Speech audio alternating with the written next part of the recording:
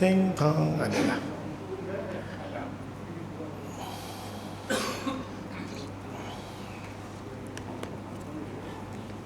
Bismillahirrahmanirrahim. Assalamualaikum warahmatullahi ta'ala wabarakatuh.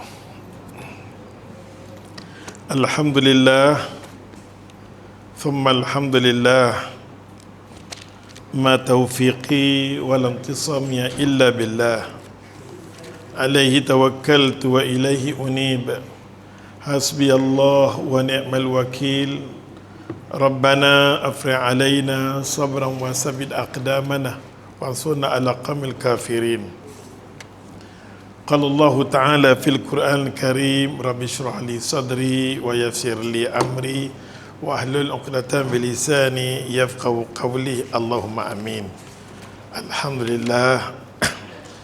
Alhamdulillah, tama-tama sekali syukur kita semua pada Allah. Dengan izin dia, dengan rahmat dia, Allah usung kita semua mai datang sini. Dan terima kasih banyak-banyak kepada pengerusi majlis, Tok Imam, AJK semua sekali lah yang memberi kepercayaan pada malam ni untuk Ustaz berceramah di Perlis. Alhamdulillah. Tajuk ceramah kita adalah Qudwatun Hasanah. Kan? Yang kata Rasulullah tu ikutan kita yang sebaik-baiknya. Kalau kita boleh faham apa dia benda tu, Allahu Akbar kabira. Semua orang baca Quran, dengar, oh ni mukadimah, dia tak start lagi, kan? Ayat Quran yang memang kita duk dengar tentang Allah Ta'ala cerita tentang Nabi kita Muhammad SAW. Allah kata, wa ma arsalnaka illa rahmatil alamin. Wa ma arsalnaka, apa Allah kata? Wallahi aku Tuhan, aku nak bagi tahu yang aku hantar Nabi ni, wa ma arsalnaka, aku hantar dia mai dia temu muka bumi ni rahmatil alamin. Mana-mana orang sanjung ambil Nabi Muhammad SAW, rahmat. Langit bumi semua akan dapat kerahmatan daripada kita ambil apa benda yang Allah Ta'ala bagi kat Nabi SAW. Pasal tu Aisyah radhiyallahu anha, bila dia duduk saja-saja, dia kata kat sahabat apa dia? Dia kata, tengok ada Quran duk berjalan. Quran duk berjalan. Maka jenis sahabat Nabi bila kata Quran berjalan ni, dia nak tahu apa dia Quran duk berjalan tu. Yang kata Nabi tu duk berjalan tu, itulah Quran. Kita duk baca Quran sebiji itu, itulah pribadi batang tubuh Rasulullah sallallahu alaihi wasallam. Allahu Akbar. Kadang-kadang kita baca Quran, kita tak nak mampu nak hayati dia. Kita nak tahu Nabi kita tu lah dia. Yang kita duk baca Quran tu, Tuhan kata tu lah. Maka Nabi sallallahu alaihi wasallam dia akan bercakap semua bukan mengikut hawa nafsu. Yang Quran duk kata kat kita, wa ma yantiqu anil hawa in huwa illa wahyu yuha. Ni sebagai mukadimah nak bagi tahu Allah Ta'ala kata, aku hantar Nabi ni penuh dengan kerahmatan. Wa ma arsalnaka illa rahmatil alamin. Aku hantar dia tu penuh dengan kerahmatan. Kalau nak hidup di bawah rahmat aku, hidayah aku, petunjuk aku, ikut dia. Aku hantar dia mai. Kalau sambut dia elok-elok, kita sentiasa duduk di bawah rahmat jagaan peliharaan Allah. Dan kita sendiri tahu batang tubuh Rasulullah tu adalah Quran. Laqad kana lakum fi Rasulillahi uswatun hasanah. Sesungguhnya pada diri Rasulullah untuk kita tu sebaik-baik ikutan. Sebaik-baik ikutan. Jadi hari ini pada malam ini cuma Ustaz nak ambil satu cerita kan. Banyak sangat dari sini orang nak cerita masalah Maulud Nabi. Cuma daripada kita tahu kata Nabi tu qudwatun hasanah, sebaik-baik ikutan, kita nak tengok perjalanan hidup dia. Macam mana Allah buat dia untuk kita, untuk sama-sama kita renung. Sekadar nak selawat, sekadar nak gendang, semua orang boleh buat. Tapi kita nak penghayatan dia. Penghayatan yang Nabi SAW. Pasal kita beruntung, kita sayang kat Nabi ni, kita beruntung. Mau tak mau, memang kita kena sayang kat Nabi. Kita kena sayang dekat Nabi SAW, memang kena sayang. Pasal lepas esok ni kita mati, tak ada siapa pun akan bantu kita. Yang akan bantu kita, yang akan bagi syafaat dekat kita adalah Nabi kita Muhammad sallallahu alaihi wasallam. Semua kita tahu. Dan kalau betul-betul kita ikut contoh teladan dia, cara hidup kita semua ikut dia, Allahu Akbar kabira. Allah nak bagi satu benda yang special. Apa dia? Telaga Kautsar. Dan Telaga Kautsar tu bukan semua orang boleh minum. Dan esok ni kita sonok mati-mati kita nak pergi minum Telaga Kautsar, tiba-tiba disekat oleh malaikat. Bila malaikat sekat, Nabi kata, tu umat aku, pasal apa sekat dia? Maka malaikat kata, dia duduk di atas muka bumi dulu, dia bukan ikut sunnah Muhammad. Ada benda dia buat merambu, benda-benda yang tak ada kaitan dengan benda yang hang buat mai. Allah Ta'ala kata, aku buat mai dengan dia dengan penuh keramatan. Maka malaikat kata, yang dia duduk di atas muka bumi ini, banyak benda yang dia buat tak secucuk dengan hang Muhammad. Benda yang hang tak buat mai, semua dia buat mai. Bila malaikat sekat, dia kata Muhammad, dia hidup di atas muka bumi, dia bukan menegakkan sunnahmu Muhammad. Banyak benda yang Allah Ta'ala suruh kita ikut Nabi, ati Allah wa ati Rasul. Taat dekat aku,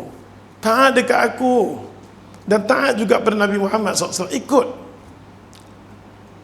Banyaklah ayat Quran nak cerita pasal Allah Ta'ala ajak kita untuk taat Nabi, lebih pada 40 ayat duk ajak pada kita taat dekat Nabi, ikut dekat Nabi. Bukan kita senang dah, kita lafaz kita senang, tapi subhanallah, Nabi kita Muhammad sallallahu alaihi wasallam bila duduk di bumi Makkah Mukarramah, dia duduk di Mekah kan, dia duduk di Mekah selama 13 tahun, dia duduk di Madinah selama 10 tahun.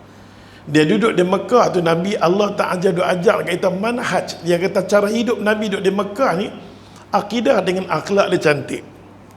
Yang kata akidah Rasulullah, maksud akidah ni hubungan dia dengan Allah cantik. Orang yang mengaku dia ni yang mengikut manhaj cara hidup Rasulullah SAW, akidah dia solid, bergantung hidup dengan Allah Ta'ala, cantik sungguh. Sakit demam dia, yang tu yang ni, semua dia bergantung dengan Allah. Kita malu bila kita kata kita ikut sunnah Nabi, kita ikut manhaj Nabi, tapi cara hidup kita, bila sakit demam, bila kita uji, kita tak nampak yang kita ada Tuhan, kita lebih bergantung makhluk daripada Allah. Yang tu kita kena rasa malu. Nampak tak? Nak semayang, nak semayang semua boleh, nak pergi haji boleh. Tapi ya Allah tu yang Allah Ta'ala ajar, yang kata Muhammad, yang kata Nabi apa Muhammad ni 13 tahun duduk di Makkah. Cuba tengok peribadi dia. Apa macam-macam ujian dia kena, sekalipun dia tetap bergantung dengan aku. Walaupun tawaran mai kat dia macam-macam, Muhammad, kami boleh ikut agama Muhammad. Kalau boleh biar setahun ni hang sembah tokoh kami, tahun depan kami sembah tokoh hang. Kami bagi macam-macam hang. Sampai Allah Ta'ala kata kadu, hampir Nabi nak berubah. Tapi Allah sentiasa bagi tahu, wa yusabit, aku tetapkan iman hang Muhammad, aku pelihara hang Muhammad. Allah ajak dekat kita, Nabi Muhammad ni macam-macam tawaran datang dekat dia untuk dia berhenti tentang agama. Tolong berhenti Muhammad, hang tolong ikut rentak kami di Mekah. Boleh tak ikut kami Muhammad? Macam mana keadaan Nabi kita, ya Allah, baik dia, baik orang yang sahabat duk kelilingin dia, semua diuji. Tapi Masya Allah, Allah kata wasabiquna sabiqu ulaikal muqarrabun. Orang dulu ni hidup dia bergantung dengan aku macam ni. Bergantung, kita belum diuji lagi. Kita belum diuji. Allah test kita dengan jawatan ke, dengan pangkat, dengan duit ringgit. Kita tengok kekal dah agama, kita boleh bawa agama tak? Tapi Nabi Allah Ta'ala bagi tahu kita, inilah batang tubuh yang kita kena ambil sebagai contoh dalam hidup kita. Macam mana sekalipun ujian yang kena kat dunia, dia tetap dengan Allah Ta'ala. Dengan arti kata akidah ada bergantung hidup dengan Allah kuat. Bergantung hidup dengan Allah kuat. Kadang-kadang kita ni belum masuk ceramah tu saja mukadimah mai kat Perlis ni. Mukadimah kan. Kadang-kadang kita kan, bila kita ada anak ramai, bila anak tak mai, kita kata tengok aku sakit berapa hari, dia tak mai kat aku. Dia tak mai tengok aku telefon aku. Cara kita sedih, cara kita menangis ni, memang kita manusia bergantung. Tapi nampaknya kita bergantung dengan makhluk yang menyebabkan kita menangis. Anak aku tak mai kat aku dah seminggu gini. Tapi kalau kita sentiasa lafaz perkataan yang kita kata hasbiyallah wa ni'mal wakil, cukuplah bagi aku adalah Allah. Siapa tolong aku sekalipun, tapi kalau Allah tak bantu aku, tak ada makna. Nabi sallallahu alaihi wasallam diajak oleh akidah Nabi Allah Ibrahim alaihissalam. Nampak tak? Ibrahim dah diuji oleh Allah Ta'ala sampai dia kena bakat. Dia kena orang bakat dia. Tapi sampai malaikat Jibril alaihi salam, semua malaikat nak tolong dia. Semua makhluk nak tolong dia. Maka Nabi Allah Ibrahim kata, kalau semua tolong aku, kalau Allah tak ada dengan aku buat apa? Aku nak hasbi Allah wa ni'mal wakil. Cukup bagi aku adalah Allah. Kalau semua orang bersama dengan kita tapi Allah tak bersama dengan kita, buat apa? Maka hidup kita kena bergantung dengan Allah. Hidup kita ni bergantung dengan Allah. Contohnya kita masak, katalah si ibu dia masak, dia kata cuti Sabtu Ahad ni semua ada kat rumah, dia nak masak, dia masaklah. Dia masak, dia hidang apa semua, dia masak, elok-elok dia masak, dia semua dia bagi makan.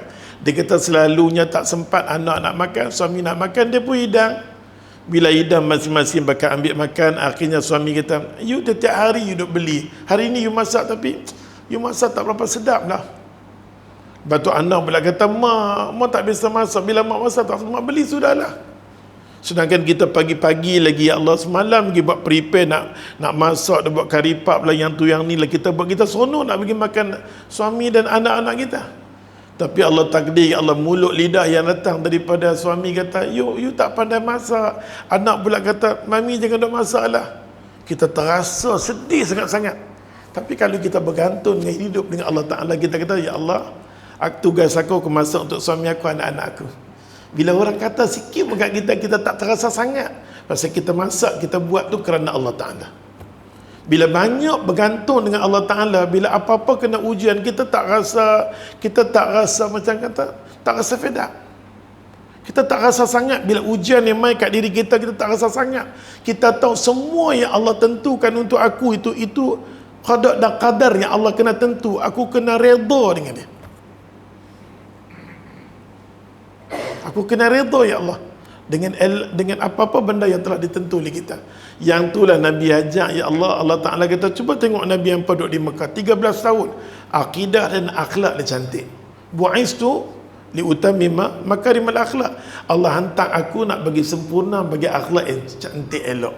Maka kita yang pegang sunnah ni, akidah kita kena strong, bergantung hidup dengan Allah. Bila kita buat kerja dakwah saja, kita kena ingat Allah, aku buat kerana Allah. Allah, banyak bantuan Tuhan akan tolong. Allah permudahkan. Intan surullah yang surukum wa yusabbit aqdamakum. Kalau betul-betul hang tolong aku, ya Allah, aku tolong hang tengok Nabi hang. Maka kita, walaupun kita rasa negeri ini keseorangan, tak, Allah takkan sia-sia kita. Allah takkan sia-sia kita, nampak tak? Oleh sebab tu kita banyak bergantung hidup dengan Allah Ta'ala. Dalam dakwah ni kena banyak bergantung dengan Allah Ta'ala, kena banyak. Yang tu yang pertama adat. Yang keduanya, bila sebut akidah kita kuat, akhlak kita cantik, ayat muka kita, cara tingkah laku kita, gerak-geri kita, orang seronok dengan kita. Tapi kalau kita orang yang kita kata mengaku akidah kita cantik, mulut kita macam kemperca, mulut kita tak cantik, orang tak suka kat kita, ada something masalah. Ada something masalah. Kita sentiasa kena orang yang pegang sunnah ni, maksud dia akidah dia kuat, akhlak penampilan cantik, semua sudut dia kena elok, zahiran wa batinan, penampilan dia bagi orang percaya, inilah orang pegang sunnah. Ni adalah orang yang cinta pada Nabi sallallahu alaihi wasallam. Orang cinta pada Nabi ni, Allahu akbar kabirah. Sampai dalam Quran dia ajar, qalu salamah. Kalau apa-apa sekali orang kata kat kita benda yang tak elok, balas balik benda yang elok. Itulah yang diajak oleh Allah Ta'ala, dan Allah bagi tunjuk model kat kita. Itulah qudwatul hasanah, nak ikut Nabi tu dia. Dia duduk di Mekah. Bila sampai di Madinatul Munawwarah, dia menegakkan syariat. Di Madinah, dia tegakkan syariat. Kalau semungkin yang boleh, ya Allah, Nabi SAW tegakkan semua yang Allah Ta'ala suruh dekat dia di bumi Madinatul Munawwarah.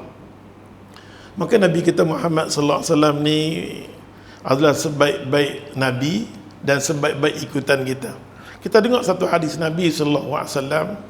Apa kata Nabi SAW? Nabi kata, idza aradallah,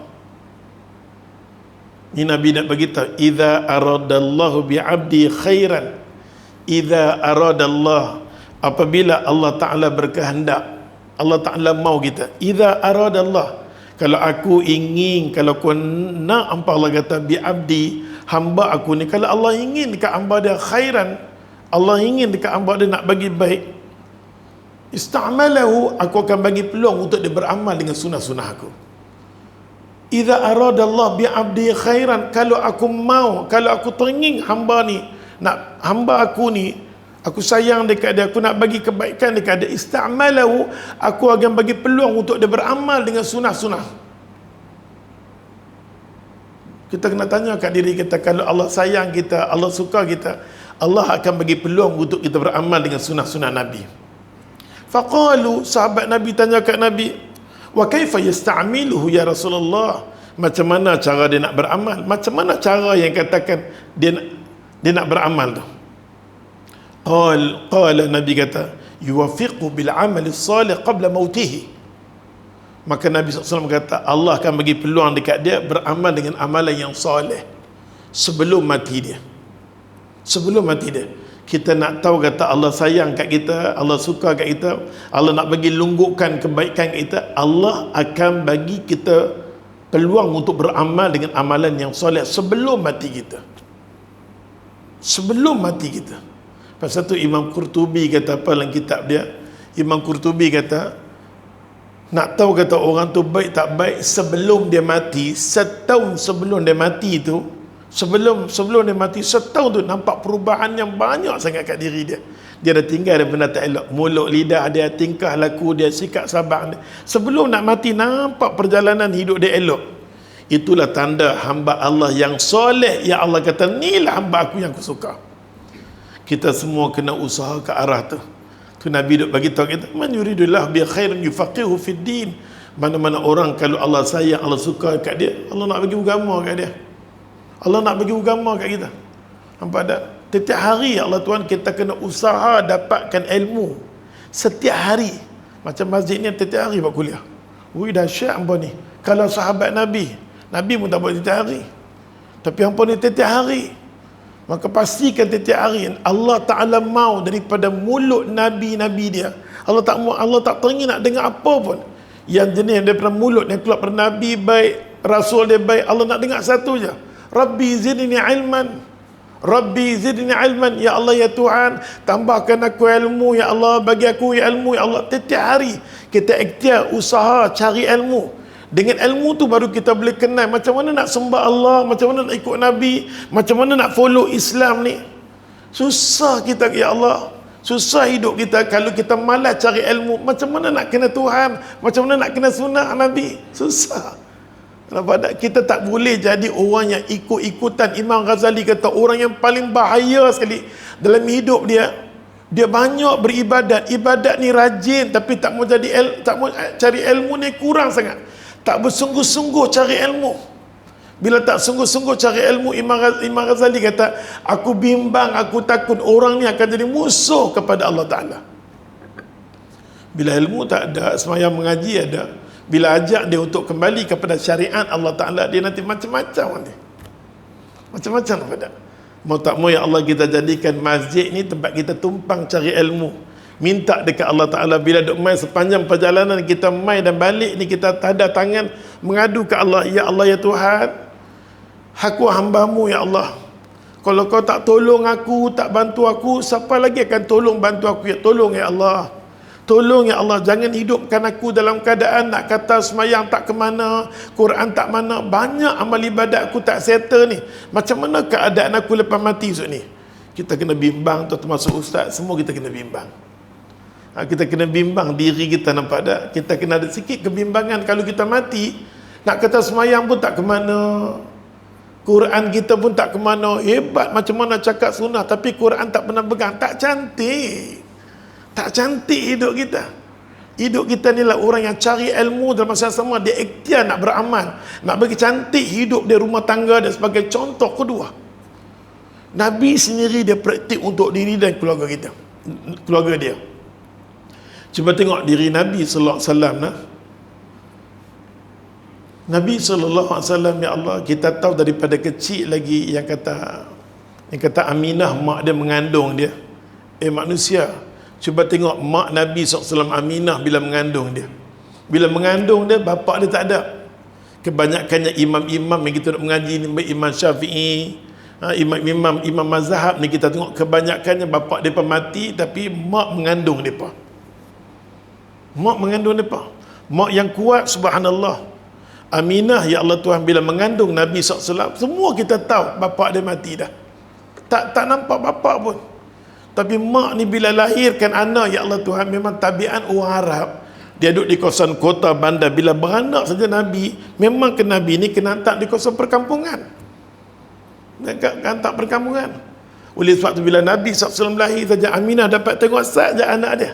Macam mana pun, ya Allah Tuhan, dia berkata kena ambil wanita yang luar daripada kota Mekkatul Mukarramah untuk susukan Nabi SAW. Saat saya jumpa mak dia, dengan izin Allah Ta'ala, ya Allah, ramai ibu-ibu yang suka nak menyusukan Nabi SAW. Seorang demi seorang nak susu Nabi SAW. Tapi ya Allah, bila Nabi pergi kat mereka, sampai kat mereka, tang dada Nabi tidur. Riwayat tentang hadis Nabi ni macam-macam tentang tu. Tidak, Nabi tidur. Kecuali Mai Halimatus Sa'diyah, dia nampak daripada jauh, yang kata jiwa Rasulullah. Nampak Halimatus Sa'diyah mai daripada jauh, dia terekam, ya Allah. Rupanya Halimatus Sa'diyah yang berpeluang menyusukan Nabi SAW. Duduk di kampung, kita pun tahu mak dia baru saja dapat Rasulullah, terpaksa pisah dengan Nabi duduk di kawasan perkampungan. Bila Nabi duduk di kawasan perkampungan, mak dia kadang-kadang teringin nak ambil Nabi SAW. Ambil Nabi.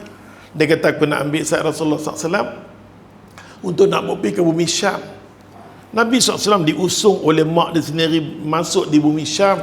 Bila sampai di bumi Syam, dia bawa Rasulullah. Dia kata kat Nabi Muhammad SAW, dia kata, inilah mayat bapa. Dia pergi tunjuk kita kata makam atau mayat kubur bapa dia. Inilah kubur bapa. Lepas daripada bumi Syam, mak dia nak patah balik. Dalam perjalanan nak patah balik, mak dia sakit. Allah uji batang tubuh Rasulullah. Daripada awal sampai ke akhir kita tengok Rasulullah. Maka Nabi SAW diusung oleh mak dalam perjalanan balik. Mak dia sakit, mak dia meninggal. Di mana? Di Abuah, tempat kubur mak dia.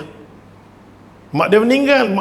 Maka di situ, maka Nabi SAW balik dengan pembantu bagi mak dia, Ummu Aiman lah, ya Allah Tuhan, ambil Rasulullah SAW daripada bumi Syam, patah balik di Mekkatul Mukarramah. Sampai saja di Mekkatul Mukarramah, bagi pada tok dia Abdul Muttalib. Tok dia masa tu letih, Allah. Tok dia minta ke anak-anak dia, kau boleh tengok, tapi dia tak boleh harap semua. Maka dia jaga. Abdul Muttalib faham sangat-sangat tentang Nabi ni. Dia kata, ya Allah Tuhan, setakat aku duduk dengar bila lahir saja Muhammad SAW di bumi Mekkatul Mukarramah, yang nama Muhammad akan lahir, dia menjadi kebimbangan. Kalau boleh biar Muhammad duduk di sekitar Mekkatul Mukarramah, jangan masuk di Syam. Pasal ahli kitab semua dia tahu kalau Muhammad datang di bumi Syam, dia takut. Abdul Talib kata takut dibunuh, dibuat sesuatu kepada cucu aku ni. Abdul Muttalib, tok dia jaga dia, mak dia jaga Sa'ad. Lepas tu pada Halimatus Sa'diyah. Lepas mak dia dalam perjalanan balik, mak pula mati. Bila mak mati je, Sa'ad saja duduk dengan mak dia. Maka Nabi SAW jadi anak yatim piatu. Pasal tu Nabi SAW bila naik atas mimbar khutbah, Nabi kata, esok ni kalau hampa nak duduk dengan aku dengan anak yatim macam ni. Maka sehebat mana pun kita, ya Allah Tuhan, kita kena ada sikit bersama dengan anak yatim. Duduk dengan anak yatim ni, peduli dengan anak yatim ada. Nabi tahu macam mana perasaan anak yatim. Nabi tahu, aku tak ada mak, aku tak ada bapa. Dalam masa yang sama, pakcik-pakcik aku nak ambil aku, tak ada seorang nak memperdulikan aku. Dia dah tahu daripada kecil lagi dah. Pasal tu, ya Allah Tuhan, jiwa anak yatim ni jangan kita buat lebih kurang. Jangan. Bahaya kita memperlekehkan anak yatim. Kalau ada rumah anak yatim kita pelekeh, paling bahaya. Inilah Nabi duk pesan. Nabi naik atas mimbar khutbah, Nabi kata, aku dengan anak yatim macam ni. Kalau hampa nak duduk dengan aku, hampa sayang dekat aku, hampa sebut sunnah aku, hampa nak buat semua banyak yang tanda kata sayang dekat aku, tolong raikan anak yatim. Nabi anak yatim piatu pakai duk pas. Maka Abdul Muttalib jaga tok dia tak larat dah. Tok dia ada 10 orang anak. Dalam anak-anak yang dia boleh harapkan, dia boleh harap sangat-sangat jaga Nabi ni, Abu Talib. Kan? Abu Talib jaga dia. Dalam semua pakcik-pakcik. Sedangkan ya Allah, Abdul Muttalib ni, dia ada 10 orang anak. Dalam 10 orang anak dia semua hebat-hebat belakang. Semua hebat-hebat. Bayangkanlah apa nama Abu Jahal. Perdana Menteri ke masa tu. Bahasa kita lah. Abu Jahal, Abu Lahab, pakcik Nabi. Pakcik Nabi. Tapi bila Abdul Muttalib meninggal, nak bagi ya Allah Rasulullah ni dekat pakcik-pakcik, semua buat lebih kurang tak mau nak jaga. Sedangkan mereka punya pangkat, kedudukan, kekayaan, Masya Allah, mampu untuk jaga Rasulullah. Mampu untuk jaga Rasulullah. Tapi Abdul Muttalib bagi kepada anak dia nama Abu Talib. Bagi kepada Abu Talib. Abu Talib jaga dia. Dalam masa yang sama, ya Allah, semua pakcik-pakcik dia semua kaya raya. Yang seberdai sangat-sangat pakcik dia, Abu Talib. Abu Talib dia memang lemah segi ekonomi. Maka Abu Talib, Nabi sallallahu alaihi wasallam duduk dengan dia, Nabi duduk tengok, ya Allah Tuhan, kadang-kadang makan pun tak cukup. Makan pun tak cukup. Anak dia yang ramai, yang dekat dengan Nabi sallallahu alaihi wasallam pada masa tu Sayyidina Ali. Sayyidina Ali kan anak dia, dekat dengan Nabi sallallahu alaihi wasallam. Dia dekat hampir dengan Nabi sallallahu alaihi wasallam.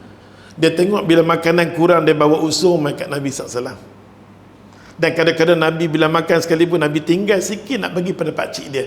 Dia tahu kadang-kadang pakcik dia hampir tak makan. Hampir tak makan. Nabi SAW, ya Allah, duduk dalam keadaan suasana ramai adik-beradik. Pakcik yang ramai, tapi tak ada siapa sanggup nak jaga kat dia, cuma Abu Talib je. Bila Abu Talib jaga kat dia, Abu Talib kata, ya Allah Muhammad, aku tak boleh bagi makan, ini saja yang ada rezeki. Nabi faham. Nabi makan sikit, ya Allah, kadang-kadang apa nama Sayyidina Ali daripada kecil lagi Allah simpati dengan Nabi sallallahu alaihi wasallam. Kehidupan Nabi SAW. Akhirnya ya Allah, Abu Talib kata apa? Abu Talib kata, Muhammad, rumah aku ni makanan memang tak cukup. Nak tak kalau boleh anak kerja tak? Masa tu Nabi kecil lagi. Anak kerja tak Muhammad? Kalau hang kerja, sekurang-kurangnya hang boleh tolong aku, boleh bantu aku. Kalau hang kerja, boleh tolong pakcik dia. Maka Nabi SAW kata, tak apa. Ami, tak apa pakcik, tak apa pakcik. Nampak dia, apa yang pakcik cadang untuk dia, dia sanggup. Maka Nabi SAW disediakan oleh Abu Talib. Dia kata ada seorang wanita yang perlu sangat-sangat, ya Allah, sangat-sangat orang nak bekerja dengan dia. Tak lain dah tak bukan apa nama, Khadijah. Khadijah pada masa tu perlu sangat orang bantu dia.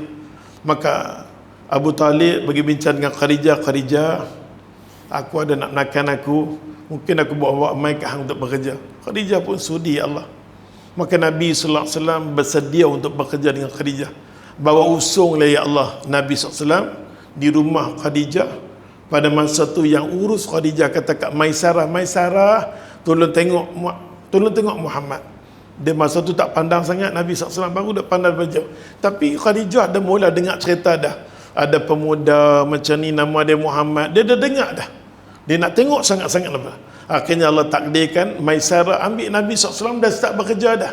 Nabi daripada kecil lagi bekerja, nak sara pakcik dengan keluarga dia. Nak sara tengok. Maka Nabi SAW pasal tu kadang-kadang kita tengok ada budak-budak kecil-kecil duduk di tepi jalan, di tengah jalan, duduk menaga nasi lemak, yang tu yang ni, jiwa kita kena simpati. Kita tambah-tambah, kita zikrun Nabi, kita nak ingatkan Nabi. Bila lalu sikit kadang-kadang dia duduk menjaga sampai pukul 11, nasi lemak tak habis-habis lagi. Kadang-kadang saja kita beli 1-2 nasi lemak kat dia. Tengok budak kecil tepi jalan, kita beli 2-3. Kadang-kadang nasi lemak tu harga dia RM1.50. Saja kita nak bagi dia RM20 dan balance ambil lah. Bukan kita nak beli sangat, tapi sambil beli kita nak sedekah. Kita terbayang, inilah jiwa Nabi daripada kecil lagi. Budak ni menjaga nak bantu keluarga dia. Kita ingat balik Rasulullah, ya Allah, Rasulullah bekerja untuk bantu Abu Talib, pakcik dia, dan anak-anak pakcik dia. Bila kita tengok perjalanan hidup Rasulullah SAW dan kita tengok diri kita, kita kata malu. Tak rasa malu. Maka Nabi SAW pergilah dengan Maisarah. Bila sampai di Allah beli, bila sampai di mana di bumi Syam, dah sampai di bumi Syam, subhanallah, dia menjaga. Maisarah kata, ya Allah, kami tak pernah tengoklah manusia menjaga macam ni, cara hidup dia, penampilan dengan orang, subhanallah. Hidup kita ni berkat, Allah Ta'ala tolong, Allah bantu. Nabi ni bukan dia orang bisnes, Nabi ni bukan orang yang pandai menjaga, tapi hidup yang berkat, sentiasa duduk di bawah rahmat Allah, jagaan Allah. Allah akan urus hidup kita. Hidup yang sementara ni kita perlu layanan daripada Allah. Allah peduli kita. Nabi Allah Tuhan, dia tak pandai menjaga, tak reti. Hari yang pertama letak barang, susun barang, Maisarah kata, Maisarah nak balik, nak cerita kat Khadijah, Khadijah, aku tengok Rasulullah ni luar biasa.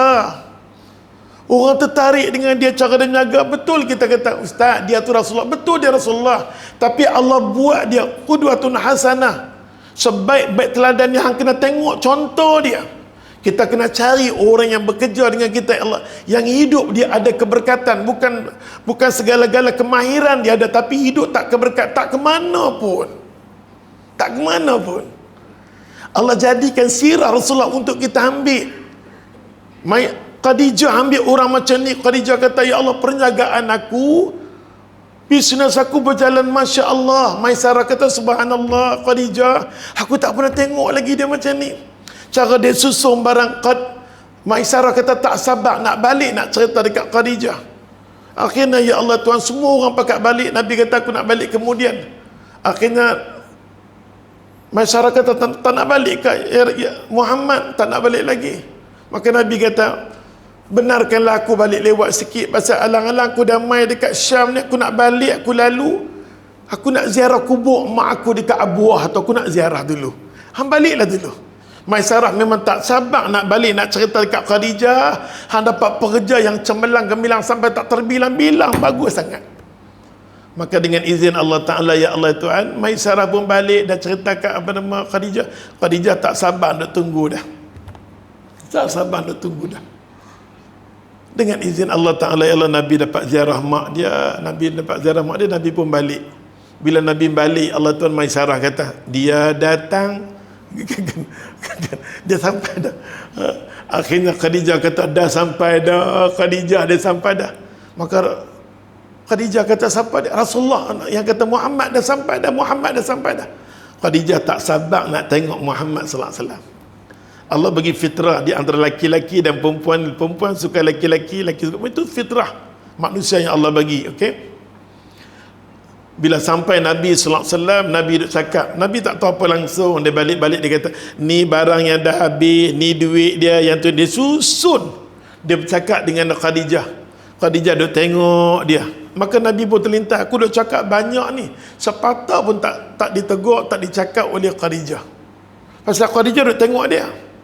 Dan Nabi duk tunduk, duk cakap tentang barang-barang yang dia jual, apa semua, keuntungan semua. Khadijah duk belek, duk tengok dia, duk perhati dekat dia. Akhirnya Nabi kata, awak dia tak cakap. Nabi pun angkat kepala. Itulah pandangan pertama di antara Khadijah dengan Rasulullah sallallahu alaihi wasallam. Pandangan pertama. Khadijah tengok Nabi terpukau, Allahu Akbar. Pada Ustaz tak mau cakap lebih-lebih, sirah ni dia kata lebih-lebih kan. Khadijah subhanallah, bila dia tengok Nabi SAW, subhanallah, dia jadi lain lah. Nampak tak? Maka Nabi SAW, ya Allah, akhirnya Nabi malu, Nabi tunduk, Nabi pun pergi. Tak berapa lama kemudian Khadijah, ya Allah, hidup dia subhanallah. Pasal dia ni, Khadijah ni kita tahulah. Tentang Khadijah ni pun Ustaz memanglah perbahasan banyak tentang Khadijah ni, umur dia muda ke tua. Tapi Ustaz tak nak cakap masalah perbahasan. Ustaz nak cakap dengan kebiasaan orang cakap. Kalau dia nak kata umur lanjut sekalipun, umur kurang sekalipun, ianya tidak merosakkan akidah kita apa pun. Tak ada apa pun, cuma sudut ilmu lah, sudut perbahasan. Bila kita bercakap dengan orang awam ni, kita cakap yang kebanyakannya. Kebanyakannya. Oleh sebab tu Khadijah radhiyallahu anha, dia duk fikir dalam diri dia, Khadijah ni sebenarnya dah kahwin dengan dua orang laki-laki dah. Laki-laki yang kacak, jawatan, pangkat, kedudukan. Orang Arab ni, pasal Khadijah ni bangsawan, kedudukan tinggi. Keluarga dia, pakcik-pakcik dia, terutamanya Amru, pakcik dia, terlalu memperdulikan tentang Khadijah. Selalu dia ambil tahu tentang Khadijah. Dan Khadijah ni dah kahwin dengan orang yang pertama, kaya raya, kedudukan tinggi, dapat anak seorang laki-laki. Yang kedua dia kahwin dapat anak perempuan. Maka dalam dua-dua perkahwinan dia, pakcik dia selalu tanyakan, tak nak kahwin ke Khadijah? Tak nak ke? Tak mau dah, aku dah serik, aku tak mau dah, aku tak mau dah, aku tak mau dah. Maka Khadijah punya Allah lafaz kepada keluarga dia, tak mau dah.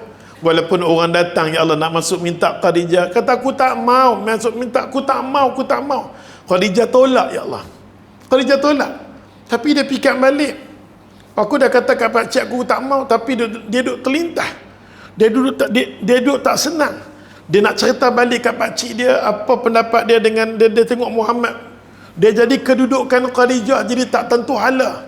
Masa tu kita sebagai mak bapak, bila ada anak, baik laki-laki perempuan, bila kita tengok anak kita menuju kepada percintaan, cinta ni semua ni, mak bapak kena faham.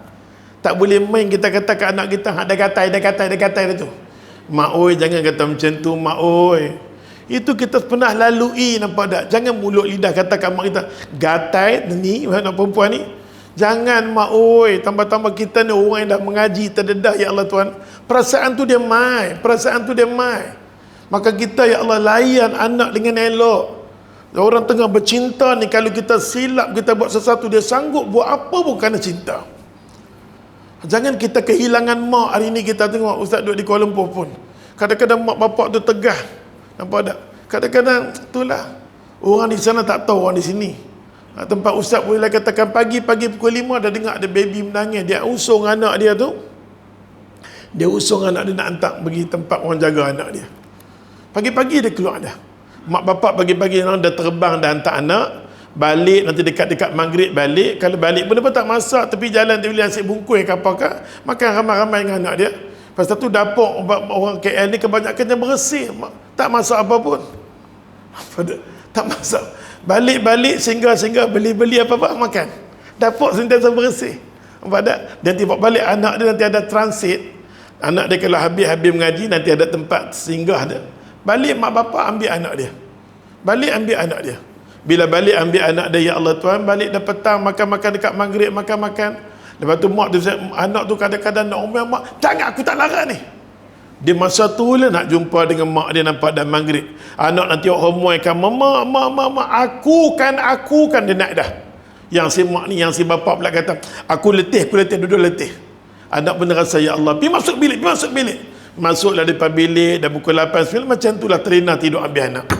Mak ni pula malam nak serika baju. Besok nak pergi kerja, tudung biru, semua pakai biru. Nak serika. Nampak nak serika siap-siap malam nak kena serika dah. Nampak tak? Nanti nak kena satu set, dia tengok, minggu ni aku dah pakai ni, minggu depan pula nak. Dia nak kena serika tudung dia dengar, gantung pula, nampak tak? Dengan macam tu lah tidur. Bangun pagi-pagi, kalang kabut, basuh washing machine. Pukul 5 kita tengok washing machine bergerak, dia basuh dah. Dia gantung kalang kabut. Macam tu lah hidup depan, ya Allah. Hari ini, ya Allah Tuhan, kita jaga anak, kita kerap tinggalkan anak-anak kita. Satu masa nanti anak kita akan tinggalkan kita. Kita sibuk, ya Allah, sibuk dengan cari benda, kita tak peduli tentang anak kita. Ini yang berlaku dalam masyarakat kita hari ini, ya Allah Tuhan, yang berlaku pada diri kita, masyarakat kita hari ini. Yang ni lah semuanya berebut, ya Allah, berebut nak cari kebendaan. Tambah-tambah kita duduk di akhir zaman ni, hampa boleh duduk dengan kuliah di antara maghrib dengan isya ni, kira okey sangat lah, jenis kategori okey lah. Hari ni mana ada orang nak dengar ceramah, nak dengar kuliah, nak beramal dengan kuliah, nampak tak? Pasal berebut dengan kehidupan. La hawla wa la quwata illa billah. Nak kena berhenti azan. Mana berhenti?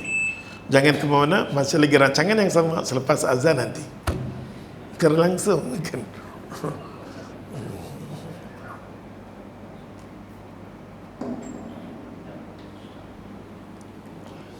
Allahu Akbar, Allahu Akbar. Allahu Akbar, Allahu Akbar.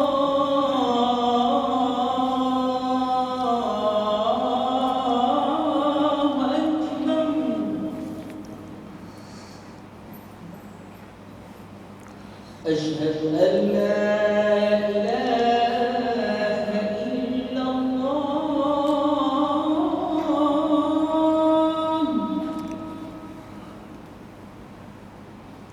أشهد أن لا إله إلا الله.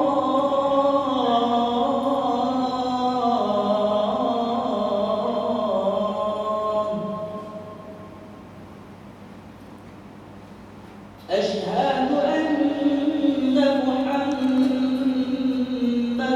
رسول الله.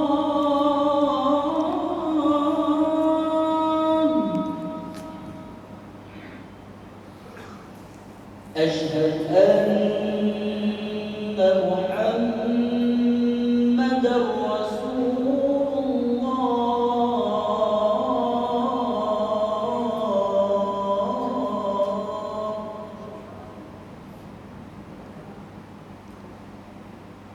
حي على الصلاة.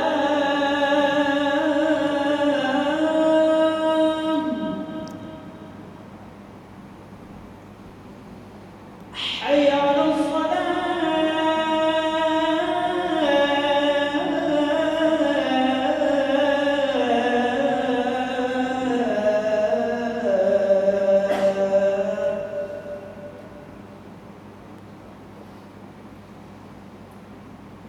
حي على الفلاح.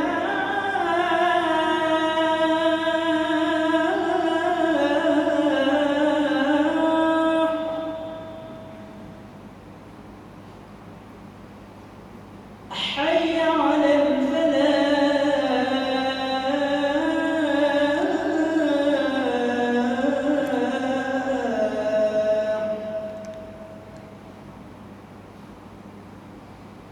الله أكبر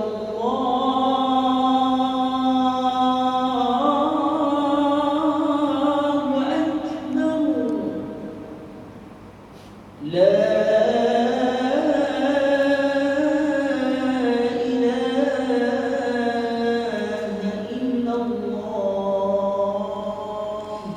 اللهم رب هذه الدعوة تم الصلاة القائمة هذه وسلم الفضل وبعد المقام المحمود ولا تلصفهم القيامة. Kata Nabi sallallahu alaihi wasallam dalam satu hadis, Nabi kata la tarudu doa bainal azan wal iqamah. La tarudu doa, Allah Taala takkan tolak doa di antara azan sampai kita iqamat. Jadi lepas azan pula kita duduk di kuliah macam ni, kita kata ya Allah, tambahkan kami ilmu ya Allah. Benarkanlah kami beramal dengan ilmu kami ya Allah. Tuhan, esok ni bila kami mati esok ni, kita akan masuk di kubur, kita semua akan disoal oleh malaikat muka dan nangkir. Selesai pada tu, yang amankan kita di kubur tak lain datang bukan ilmu kita, Quran kita, doa yang kita berdoa ni. Mudah-mudahan ni kita akan duduk dalam keadaan suasana yang selamat. Semua kita kena fikir di situ. Maka tadi Ustaz kata berkenaan dengan Khadijah radhiyallahu anha, bila tengok dan Nabi, dia mula rasa cinta ya Allah. Dia rasa malu nak jumpa dengan pakcik dia, keluarga dia bagi tahu kata dia berkenan dekat Nabi, bahasa mudah senang. Masa dia dah kata apa dia tak mau kahwin, dia tak mau kahwin. Tapi bila tengok Nabi tenging balik ya Allah, dia tenging balik nak kahwin. Dia tenging. Walaupun dia dah lafaz aku tak mau, dia serik dah dengan laki-laki yang pertama, bercerai, yang kedua bercerai, dia tak mau dah. Tapi dia tengok Nabi, ya Allah, tingkah laku Nabi, dia pertama kali bercakap, bersembang, dah tertarik. Kita kena jadi orang yang bila mana kita berdakwah, orang tertarik, suka dengan kita. Tertarik, suka dengan kita, nampak tak? Nabi SAW, ya Allah, berdepan dengan Khadijah. Khadijah tengok, Allahu Akbar kabirah. Semua tu Allah Ta'ala buat mai kat kita sirah Nabi tu, suruh kita renung, tengok macam mana Rasulullah. Tengok macam mana. Bila kita hilang sifat dia, kita hilang peribadi dia, kita akan buat ikut suka cara rizki sunnah kita yang orang meluat kat kita. Kita rasa dah elok dah, tapi dia tak bertepatan dengan apa yang dibawa oleh Nabi kita Muhammad SAW. Kita dah ada dah ilmu, tapi kita tak belajar tentang sirah perjalanan Rasulullah, kita akan gagal. Kita tahu nak pergi umrah, yang tu yang ni kita tahu, tapi ilmu penghayatan berkenaan umrah kita tak tahu. Kita tak akan rasa kelazatan dalam haji dan umrah kita. Kita buat sunat Nabi, tapi kita tak tahu perjalanan sirah Nabi, macam mana boleh datang sampai syariat Allah boleh bagi kat Nabi. Dah 13 tahun dia punya kuat, hubungan dengan Allah kuat, akidah dia kuat, akhlak dia, penampilan dia kuat, sabaran dia tinggi, baru Allah nak bagi agama kat dia untuk dia beramal. Maka Khadijah radhiyallahu anha tengok Nabi, ya Allah, dia berkenan, dia tak biasa nampak pemuda macam tu. Tak nampak biasa muda macam tu. Nak ringkasnya, maka Nabi sallallahu alaihi wasallam pun dia Allah tengok, bila tengok Khadijah, dia terfikir. Tapi yang kata Khadijah ni duk fikir, kata, ya Allah, dengan siapa aku nak cerita ni? Pasal Khadijah tak mampu nak cerita dengan siapa-siapa. Cuma dengan Maisarah tengok Khadijah, aku nampak hang ni macam berkenan dekat Muhammad, tapi dia tak luah semua tu. Khadijah ada orang yang setia rapat dengan dia, dia luah semua perasaan kepada Nafisah, seorang perempuan yang dekat dengan Khadijah nama Nafisah. Dia memang luahkan segala-galanya. Dia duk cari siapa, dengan siapa aku nak cerita kat pakcik-pakcik aku. Jenuh pakcik aku katakan, hang gatai ke? Dulu hang tak mau lah ni, hang mau pula. Pada mulut lidah kita boleh tahan. Kadang-kadang bila anak kita macam kena gatai, umur tak habis universiti dah gatai, baju pun aku beli, semua aku beli, mulut lidah nampak tak? Oi mak, oi, hang dulu pun pernah juga gatai mak, oi, nampak tak? Oleh sebab tu ya Allah, kita kena faham. Khadijah ni subhanallah, dia simpan, akhirnya dia luah kepada orang yang dekat dengan dia, Nafisah. Dia luah sampai dia kata, ya Allah, aku dah tengok Muhammad macam ni, aku Muhammad macam ni. Maka Nafisah kata, kalau macam tu, nak tak aku pergi jumpa dengan Muhammad? Nak tak aku jumpa? Nafisah ni pandai. Dia pun dekat dengan Nabi SAW, dengan Muhammad SAW. Muhammad, pergi ulang-alik duk tengok Muhammad. Takkan ada seorang hang tak berkenan nak kahwin ke? Takkan ada seorang-seorang macam ni hang nak kahwin? Dia memang berkali-kali Nabi kata, siapa berkenan kat aku? Ada orang berkenan kat hang. Siapa dia? Khadijah. Dia kata-kata tu, dia lari. Maka Nabi pun terbayang. Nabi pun kata, ya Allah, dengan siapa ni? Seorang Arab, dia pandang kategori tau. Khadijah ni kedudukan dia bangsawan. Nabi, mak tak ada, bapa tak ada, pakcik-pakcik pun tak peduli. Itu pun dia kerja di bawah Khadijah. Dan Nabi tolong pakcik dia Abu Talib, nak tolong anak-anak Pak. Dia duk pikat diri dia, kalau aku kahwin macam mana gini, apa, dia pikat aku berkenan kat kerja. Dia lawan perasaan, tak boleh aku berkenan kat dia, tak boleh berkenan. Duk lawan. Akhirnya ya Allah, lawan dengan lawan, oleh kerana perasaan tu dah mai, terpaksa dia cerita kepada pakcik dia Abu Talib yang dia berkenan kat apa nama Khadijah. Terkejut lah pakcik. Hang tahu tak dia punya kaya raya? Hang ada apa? Dia kaya raya, hang ada apa nampak tak?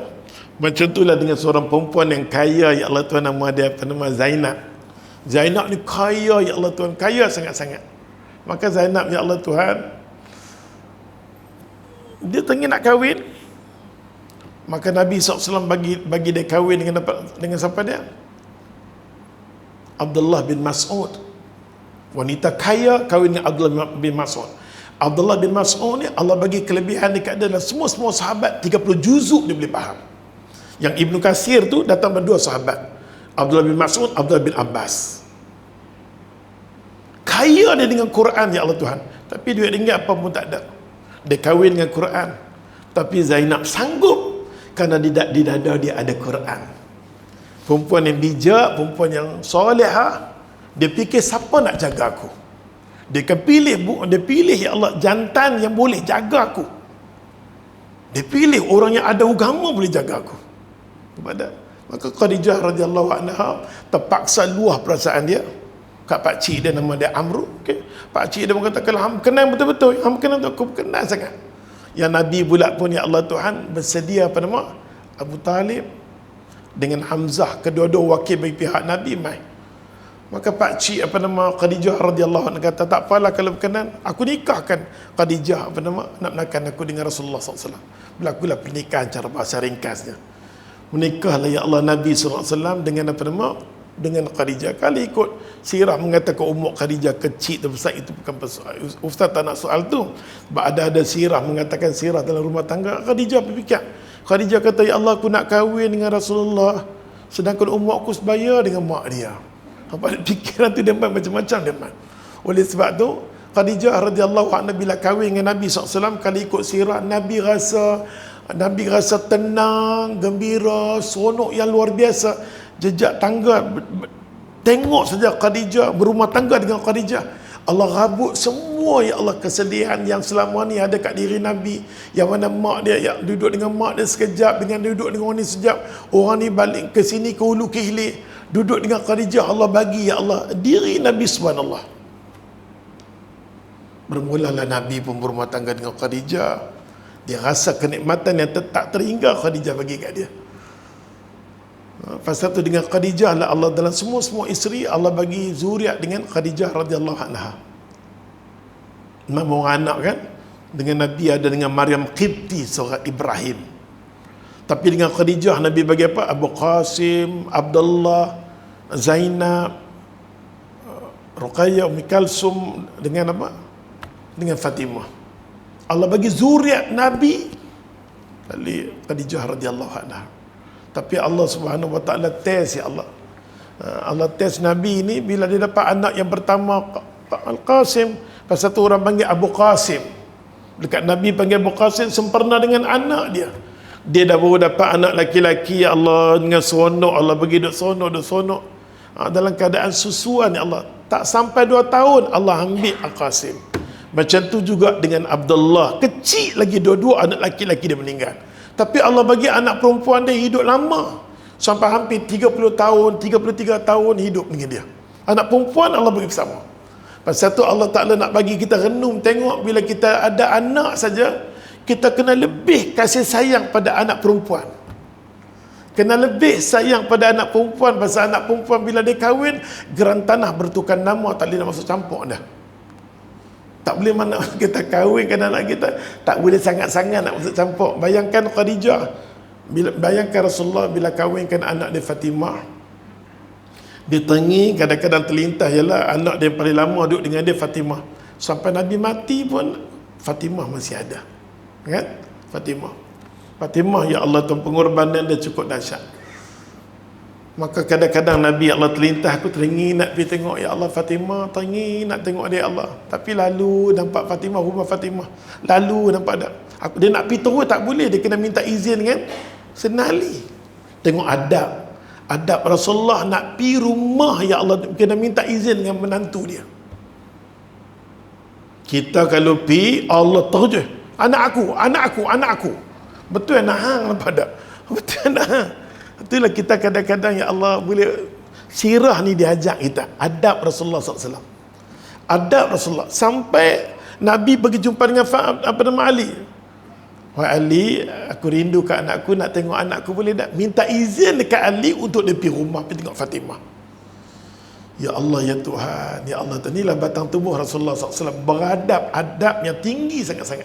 Bu'istu liutammima makarimal akhlak. Allah hantar aku untuk tunjuk kesempurnaan akhlak manusia. Jadi kita yang orang yang pegang sunnah ni, terutamanya ialah penampilan akhlak kita memang kena tinggi. Memang kena tinggi. Mulut lidah kita ya Allah, qalu salamah. Diajak bila orang kata benda tak baik, kita cakap benda baik. Kita diajak orang fitnah dekat kita, Ustaz dipahamkan apa nama perlih ni tak ada sambutan Maulid Nabi SAW. Tu Ustaz kata, terkejut juga aku main Maulid Nabi. Menunjukkan satu cerita yang orang fitnah, orang bohong. Bahaya bila orang cakap benda tu tak benar, kita akan tanggungjawab benda tu. Bila kita kata tuan-tuan nak rasa Maulid Nabi ni negeri kami lah boleh rasa, negeri tambah negeri tu langsung tak ada harapan lah. Nak ingat Nabi ke, nak zikir ke, nak selawat, apa pun tak ada nampak tak? Jadi hampa sebagai rakyat orang Perlis, hampa sendiri nisbahkanlah bahawa betulkan negeri ni tak sambut Maulid Nabi. Sekadar nak buat Maulid Nabi macam ni bagus, cerita berkenaan dengan hubungan dengan Khadijah, cerita zikriyat, cerita tentang kebaikan Nabi, tak ada siapa kata apa. Tapi kita tak mahu dalam masjid ni dia jadi macam apa nama perang dunia, kena bombang. Malaikat lari habis terkejut semua. Malaikat kata ni drama apa berbuat gila ni apa dah. Jadi alhamdulillah suasana di masjid ni tenang, jaga. Tu nama dia Masjid Sakinah. Masjid nak bagi tenang, bukan bombang dini bangun, ini melompat ni. Aduh, malaikat kata ni apa punya tarkawala pada buat ni, nampak tak? Jaga. Alhamdulillah. Kan nak buat sambut taluk Maulid Nabi ya Allah dengan cara macam ni, tak ada siapa pun apa nama larang. Semua orang cinta Nabi, semua orang suka Nabi, nampak tak? Semua orang sayang suka Nabi Muhammad SAW. Maka Khadijah radhiyallahu anha bila duduk dengan Nabi, Nabi rasa seronok. Tapi Allah uji, Allah uji.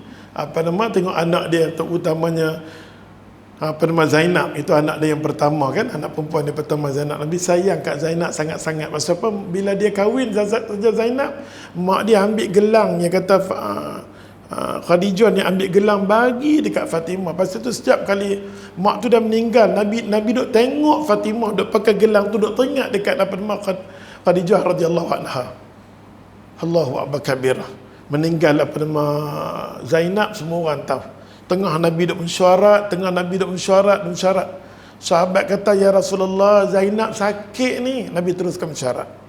Ya Rasulullah, Nabi dah tenat sangat dia, Rasulullah. Nabi teruskan. Ya Rasulullah, dia mati dah. Nabi teruskan. Habis tu barulah Nabi pi, ya Allah. Tengah Nabi pipi, ya Allah. Pada masa tu Ummu Atiyah sedang urus nak memandikan anak Nabi Zainab. Allahu akbar. Maka Nabi kata, Zainab, ighsilna. Ummu Atiyah terus, ighsilna, mandikan dia. Tengah Nabi dah beritahu macam ni. Semua orang tengok macam mana cara nak mandikan anak Nabi SAW. Beritahu pada Ummu Atiyah. Last sekali Nabi uruskan, Nabi pergi di kubur. Masa itulah bila Nabi berdiri, asalnya kata Anas bin Malik, Nabi berdiri di kubur dia sampai Nabi terduduk-duduk. Hadis itulah kadang kita pegang, kita tahu Nabi tuan-tuan pernah duduk di kubur Zainab. Betul lah dia duduk, tapi dia berdiri dia oleh kerana terseduh sampai terduduk. Kita tak boleh ambil nas tu. Kita ambil pada asalnya Nabi berdiri kubur semua. Wahwa qaim, hadis datang sirah menceritakan Nabi memang berdiri di atas kubur. Berdiri, ya Allah, sedihnya kematian Zainab.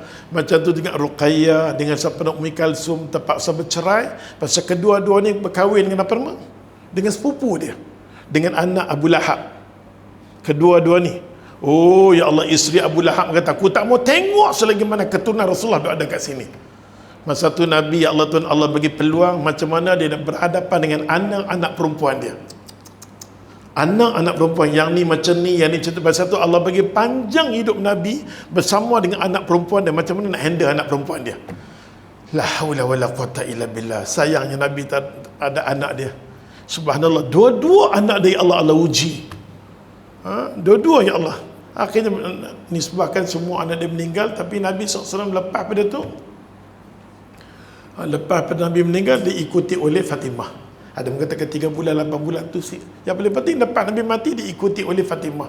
Bila katakan anak Nabi, keseluruhannya meninggal, subhanallah, kecuali Fatimah.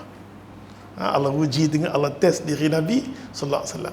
Dan Nabi bila kahwin dengan Fatimah, umur Nabi pada masa tu 37, 38, 39, dan sikit mula-mula dia tinggalkan dia tinggalkan Khadijah. Nabi dah mula tinggalkan Khadijah. Bukan tinggal macam mana, Nabi kerap nanti sediakan makanan, Khadijah sediakan makanan, dia ambil makanan tu masuk di Gua Hira. Kalau ikut sirah mengatakan 3 bulan, 3 tahun, 37, 89, pada masa tu umur Nabi dah mula dah uzlahkan diri dia. Dia bawa diri dia duduk kat gua tu munajat, dia duduk dekat dengan Allah Ta'ala. Tapi dah akhir-akhir sekali, bila mana dia pergi kawasan tu, dia lari balik terketak-ketak. Dia lari, Nabi balik duduk di gua, dan Nabi balik terketak-ketak. Yang dia main-main terus daripada Khadijah. Dia memang duduk kat Khadijah yang dakap dia, bagi semangat dekat dia. Pasal apa ni?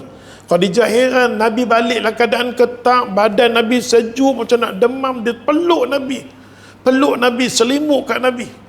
Masa itulah Khadijah kata, ya Allah, Nabi ni macam baby jadi. Dia kata, tak mau minum, tak mau ni, dia sejuk, aku dakap aku ni dia.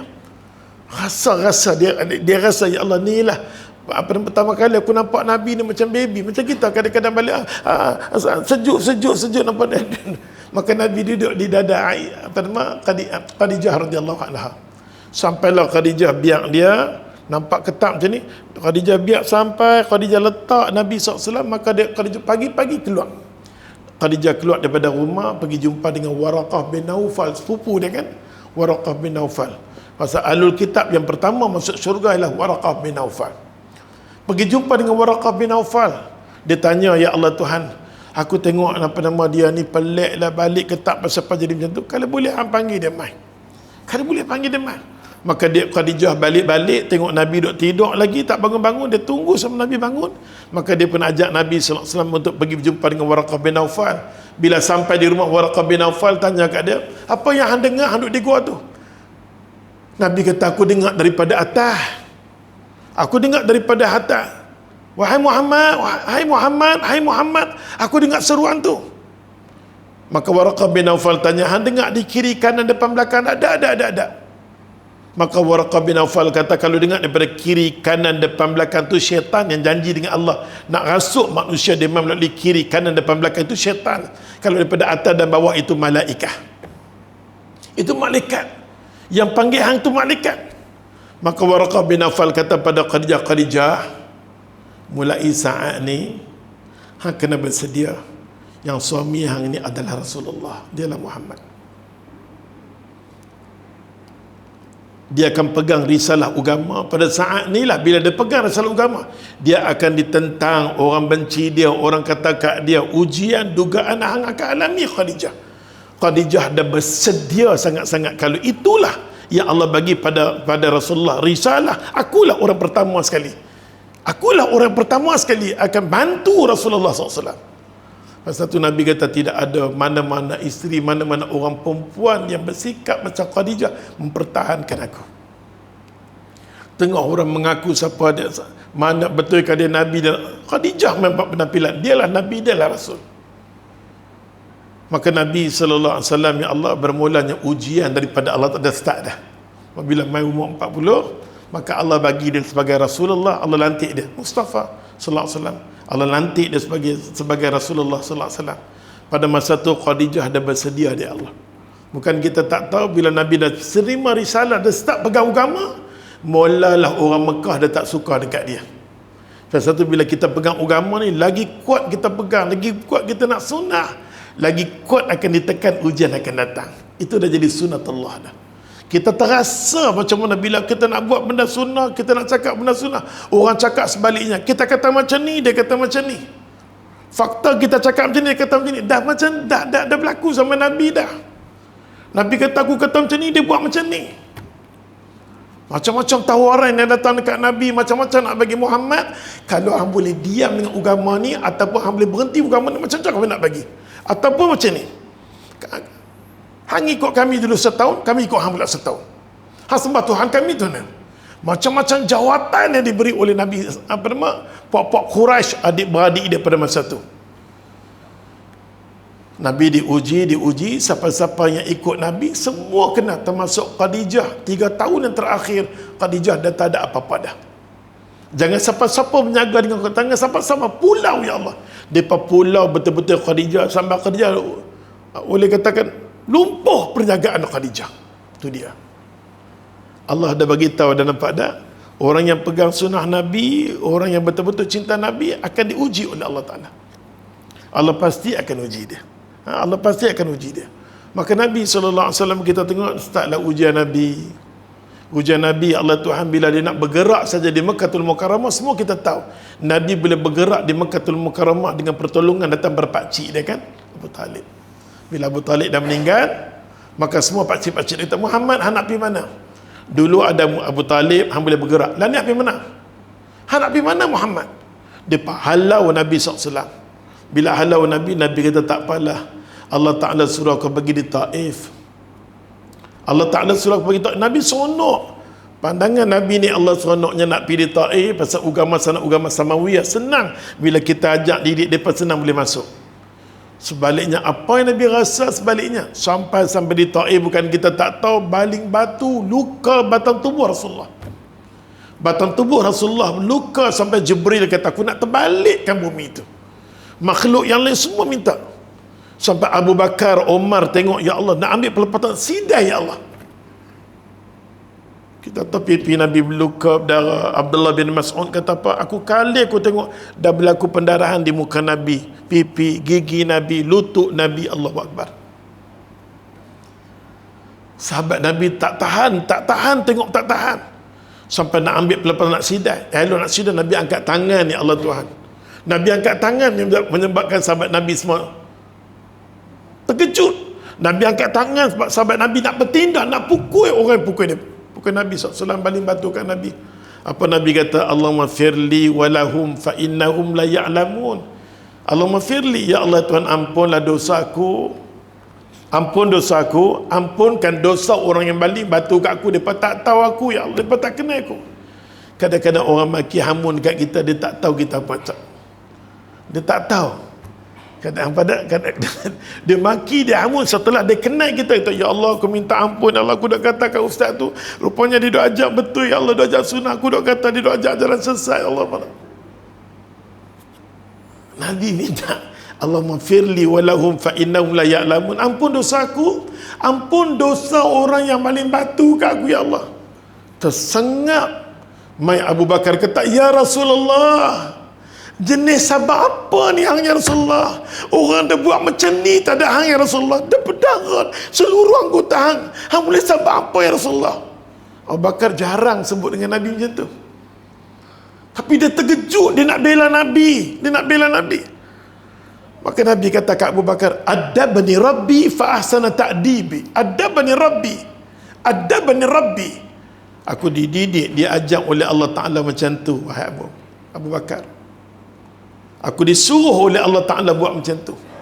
Sebaik-baik iman yang ada pada diri kita, orang baling, orang kata apa, kita balas yang terbaiknya. Orang baling taik, kita bagi bunga. Allahu Akbar. Kita boleh dengar sirah tu dengan ustaz-ustaz boleh dengar, tapi nak buat geram orang buat aku pada. Kalau orang terlalu buat kat kita, kita mula nak balas balik dengan mikrofon. Awak dia ni awak macam tu. Nabi tak bersikap macam tu. Satu sekali pun Nabi tak sikap. Maka Nabi balas dengan cara hikmah yang tinggi. Sampai batang tubuh Nabi, diri Nabi, ya Allah Tuhan. Tu dia Rasulullah SAW. Qudwatun hasanah. Sebaik-baik contoh dalam hidup kita. Laqad kana lakum fi Rasulillahi uswatun hasanah liman kana yarjullah. Mana-mana orang yang nak mengharapkan balasan daripada Allah, Allah kata, tengok Nabi. Tengok anak dapat balasan sesuatu liman kana yarjullah, mana-mana orang mengharapkan sesuatu daripada Allah, rahmat daripada Allah. Hang tengok Nabi hang. Hang tengok Nabi hang macam mana diuji. Hang uji sikit hang mengamuk. Hang uji sikit mengamuk. Oleh sebab tu ya Allah Tuhan, nak cakap tentang Nabi SAW ni, pengorbanan dia banyak sangat. Pengorbanan Nabi SAW ni banyak sangat. Pasal tu ya Allah Tuhan, kita bila sambut maulid Nabi SAW, kita semungkin yang boleh. Memanglah kita cakap masalah hukum makam kena mengaji. Tapi Allah, bila kita mai Allah bulan macam bulan bulan Nabi SAW, kita penuh dengan sirah perjalanan hidup Nabi. Macam mana dia dengan keluarga dia masa kecil dia, macam mana dia dengan pakcik-pakcik dia. Allahu Akbar. Dia himpun pakcik, bila dapat agama panggil pakcik. Mula-mula sekali dia panggil pakcik. Allah Ta'ala, Muhammad, sudah handuk dengan sahabat hang, kalau boleh hang didik adik-beradik hang Muhammad. Dia cuba panggil mereka. Bila kita pergi di Bukit Safa, kita akan ingat macam mana Nabi himpun adik-beradik dia. Bila kita berdiri atas Bukit Safa, kalau kita ada di Mekkatul Mukarramah, kita buat haji atau umrah, kita akan tengok Kaabah, kita terbayang Nabi rindu nak tengok Kaabah, sembunyi-sembunyi nak tengok Kaabah. Dia lawan perasaan dia, Allahu Akbar Baitullah, ya Allah. Dia semayang. Abu Jahal kata, ada berkali-kali pun nasihatkan, jangan dekat sini. Dia tak peduli, dia pergi juga. Betul tak? Nak pergi. Allahu Akbar, semayang depan Kaabah. Bila Nabi semayang, ya Allah, Abu Jahal ni dia punya jahat kelas A, ya Allah Tuhan. Jahat sangat-sangat. Dia punya berdendam jahat dengan Nabi ni luar biasa. Sangat-sangat. Tapi Nabi selalu pesan dekat anak dia Fatimah, itu pakcik hang macam mana sekalipun. Ingat? Itu nampak, jangan. Akhirnya ya Allah Tuhan, dia ambil, dia upah orang perut unta. Semua orang tahu syaitan ni. Bubur di belakang Nabi. Abu Bakar tengok, semua sahabat tengok, tak berani satu seorang. Cuma boleh balik cerita kat Fatimah, pergilah tengok bapa hang Fatimah. Kami walaupun sahabat dia, kami tak berani Fatimah. Kami tak berani Fatimah. Fatimah pergi, ya Allah, dalam keadaan enggah. Papa aku, dia panggil ya Rasulullah. Pipi ya Allah, dia bak keluar, ambil perut, dia bak turun. Bila nak pegang bapa dia, keluar daripada pulut Rasulullah, aku sakit Fatimah. Nabi tak pernah mengadu kesakitan tu. Nampak tak? Nabi diuji. Allah, bila hari ini kita pandang Kaabah, ya Allah, walaupun ulama kata di situ ada kerahmatan yang tak terhingga. Bila Allah bagi peluang kita duduk di Makkahul Mukarramah, gunalah peluang tu, tengok pada Kaabah, semayang tengok Kaabah, ambil peluang ya Allah Tuhan. Bila kita ada kat sana 7 hari, berapa hari? Dulu orang Malaysia kalau pergi haji atau umrah duduk hotel jauh, sanggup boleh, mereka boleh main awal, boleh semayang dalam Kaabah, di kawasan sekitar Kaabah tu boleh. Hari ni lagi kemewahan Allah bagi kat kita, dengan azan Allahu Akbar baru nak turun, semayang tepi-tepi tu je.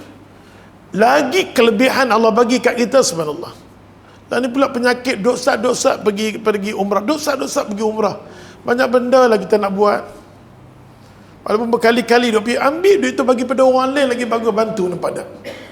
Nabi sekali berapa kali dia pergi haji atau umrah, ambil duit yang Allah bagi itu, bantu. Ada tok siap yang tak pergi, bantu, bagi dia seronok pergi. Itulah nama dia, nama Qudwatul Hasanah, sebaik-baik contoh. Tengok contoh Nabi, dia guna peluang bila duduk di Kaabah, dia tengok Kaabah.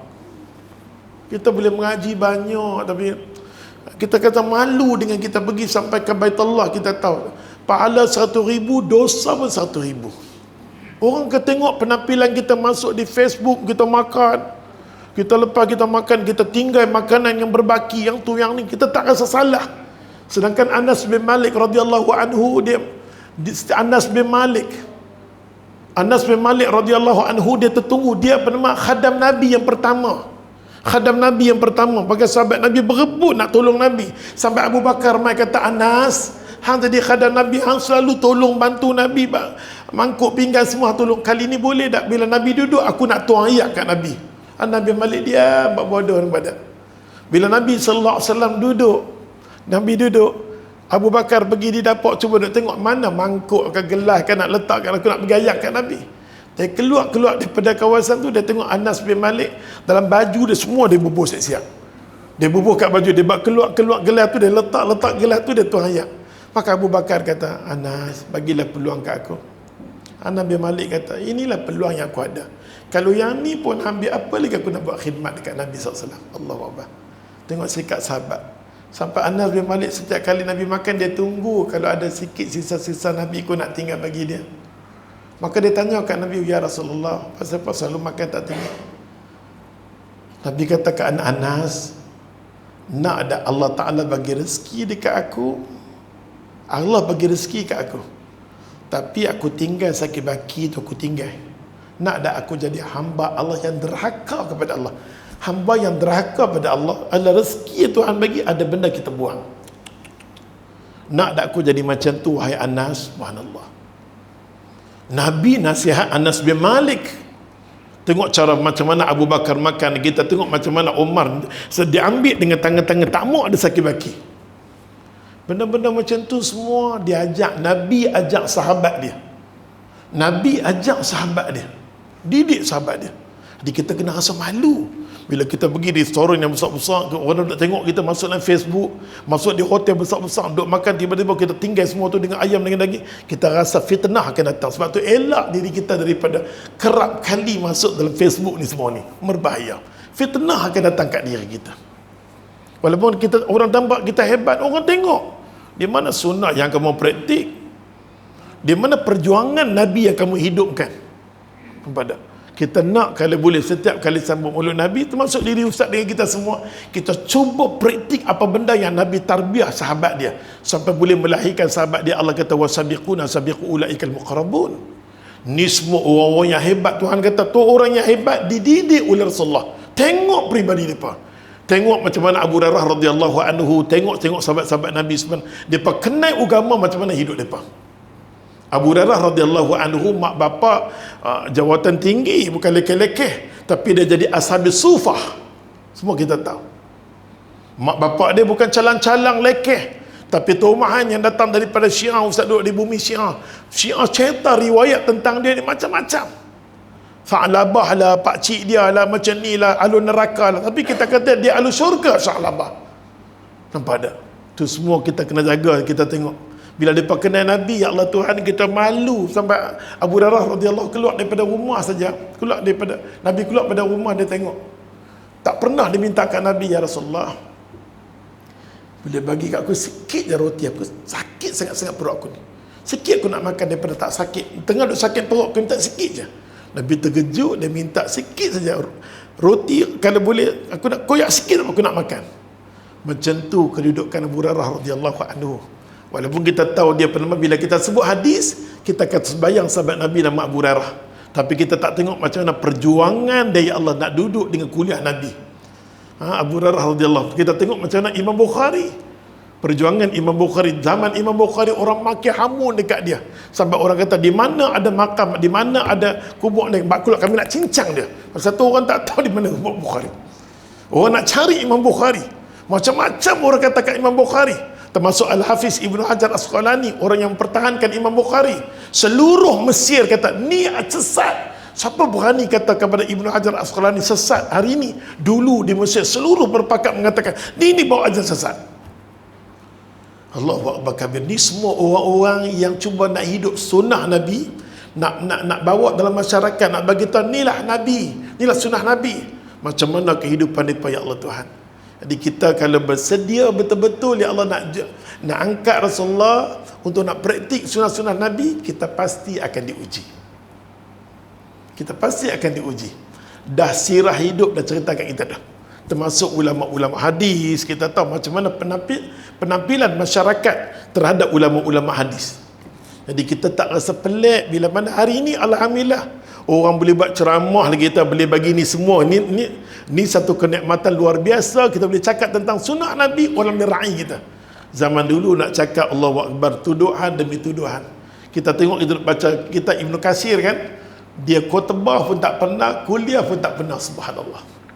Macam tu orang sekat daripada ulama-ulama. Jangan kita dengar sirah yang sebenar, ya Allah, sirah sebenar Nabi Muhammad SAW.